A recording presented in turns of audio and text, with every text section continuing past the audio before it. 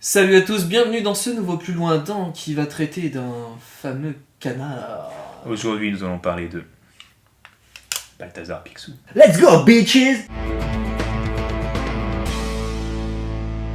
À partir de 1942, Karl Barks va commencer à écrire et dessiner les aventures de Donald. Et c'est dans le Noël de Donald, en 1947, que Karl Barks va inventer Picsou en le faisant intervenir dans les aventures du canard malchanceux et pauvre, en créant un personnage immensément riche et chanceux. Il faudra attendre une histoire suivante, Donald et le secret du donjon, pour donner à Picsou toute cette épaisseur. Il va lui donner des origines écossaises, mais aussi une histoire familiale avec le clan des McPicsou et le château qu'ils possèdent tous en Écosse. C'est dans les histoires suivantes qu'on va mettre en avant son côté avare et son côté radin extrême, qui va souvent être traduit par les petits boulots de merde qu'il va filer à son neveu Donald avec une contrepartie financière ridicule. Ensuite, il y a l'installation de son grand coffre-fort dans lequel il va prendre des bains d'argent. Un nouveau pan de sa personnalité qui va apparaître petit à petit avec son côté très paternel, notamment avec ses petits-neveux. On voit les facettes du personnage grandir et évoluer.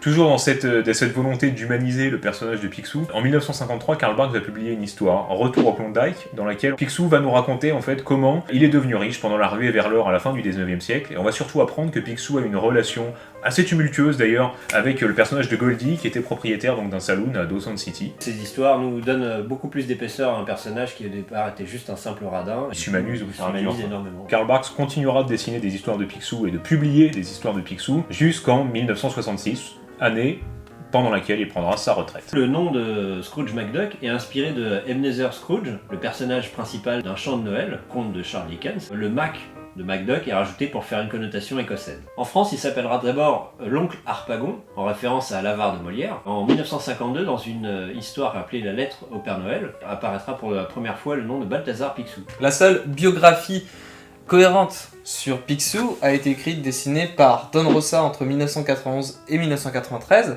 Ça s'appelle La jeunesse de Picsou. Il est parti de toutes les histoires qu'a écrit Karl Barks et toutes les anecdotes que Picsou va raconter dans ses histoires. Pour chaque détail, il va nous sortir une histoire qui va raconter une étape clé de l'histoire de Picsou, de sa jeunesse, donc à la rencontre avec ses neveux et ses petits-neveux. Boulot de titan. De titan qui lui a valu un Eisner Award et qui est largement mérité.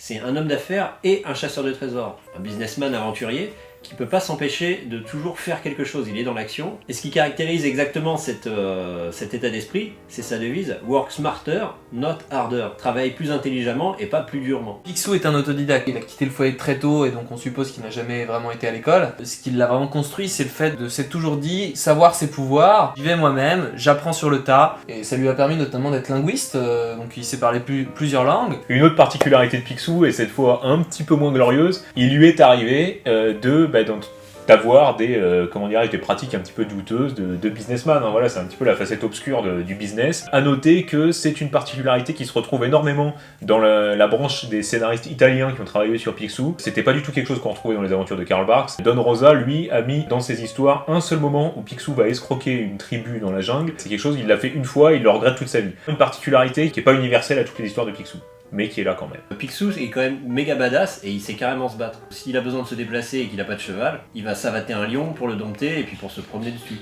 Et il y a des bastons légendaires, et par exemple une histoire où il apprend la mort de sa mère, les gens se foutent de sa gueule et leur défoncent la tronche.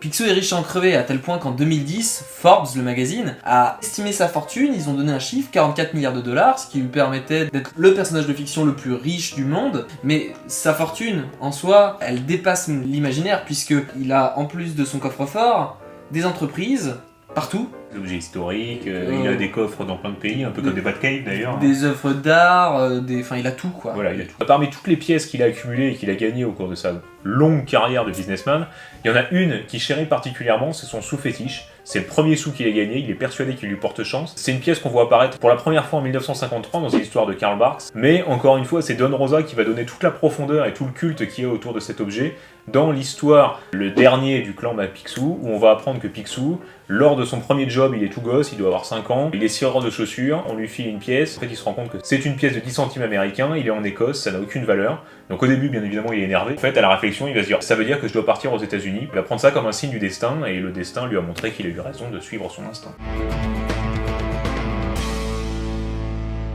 Le personnage de Picsou a pas mal évolué, surtout sous la plume de Don Rosa. Histoire après histoire, il fait évoluer le personnage. On passe d'un archétype de personnage aventurier, chasseur de trésors, entrepreneur, à quelqu'un de beaucoup plus humain. Il met en avant la solidité du lien familial. Picsou a quand même inspiré un monstre du cinoche qui est Indiana Jones, parce que George Lucas a quand même sorti en interview. Picsou, ouais, ça a inspiré quand même le perso d'Indiana Jones, hein, chercheur de trésors, tout ça. Picsou arrive aux États-Unis, il est tout jeune et il a juste des rêves et il est battant et il va se construire une fortune tout simplement sur ça, sur le rêve américain. On est vraiment dans l'exemple, le guide étape par étape du rêve américain et comment se construire quand on est ambitieux. Premier conseil de lecture, bien évidemment, on en a parlé en long, en large et en travers dans cette vidéo, c'est les 12 numéros de la jeunesse de Picsou par Ken O'Donnell-Rosa. Je ne vais pas trop me détailler parce qu'on l'a déjà beaucoup fait dans cette vidéo, mais si vraiment ce bouquin vous intéresse et que vous hésitez à l'acheter, j'ai déjà fait un dérapage sur le sujet que je vous conseille. Le deuxième conseil de lecture que je vais vous donner, c'est une des dernières histoires qu'a écrit Don Rosa sur les aventures de Picsou, c'est Une lettre de la maison qui est sortie en 2004. Picsou va tomber sur une lettre que son père lui avait écrite bien des années auparavant, qui avait préparé un petit jeu de piste un peu initiatique pour Picsou, pour qu'il tombe dessus une fois qu'il était devenu Picsou le multimilliardaire, pour lui expliquer qu'il est très très fier de lui et qu'il est très fier de ce qu'il est devenu, enfin ce qu'un père pourrait dire à son fils à ce moment-là, et c'est une histoire qui est très très belle, très très émouvante. De mon côté, je vous proposais deux choses à voir. Hein. La série TV, La Bande à Picsou, qui est vraiment cultissime, qui a engendré le film en 1990 qui s'appelle Le Trésor de l'Arme perdue, qui nous fait penser à Indiana Jones, puisque c'est vraiment une quête à la Indiana Jones où ça va chercher le trésor. Et donc en dernier conseil, c'est aussi un conseil de regardage.